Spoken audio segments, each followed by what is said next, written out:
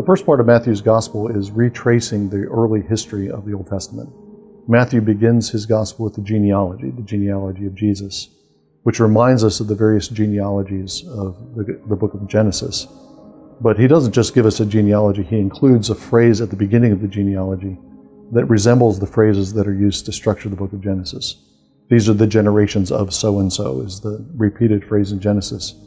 And Matthew begins his gospel with a phrase that has a similar kind of connotation. In fact, he begins his gospel with the phrase, the book of Genesis, Biblos Genesios, the book of the Genesis of Jesus Christ, the son of Abraham, the son of David. So we have this beginning that takes us all the way back to the beginning of the Bible.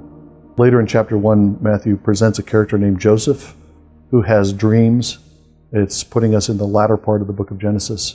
This Joseph has a small child who's threatened by a murderous king.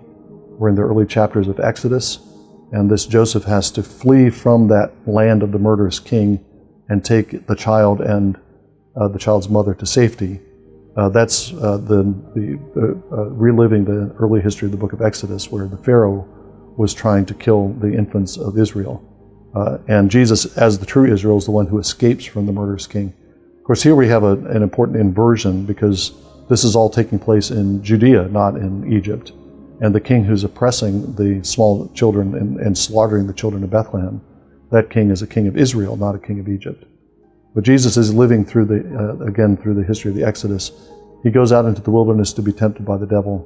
And every passage he quotes while he's out in the wilderness is taken from a part of the Old Testament that has to do with the wilderness wanderings of Israel. So Jesus, again, is still the true Israel, passing through the Exodus, passing through the wilderness, until he comes to a mountain. And that's, of course, the first discourse in Matthew, chapters 5 through 7, the Sermon on the Mount. But it's all prepared for by this narrative that resembles the early history of Israel. Jesus is now the new Moses, or even better, Jesus is Yahweh on the mountain, delivering the law to his people and calling his people to obey the covenant.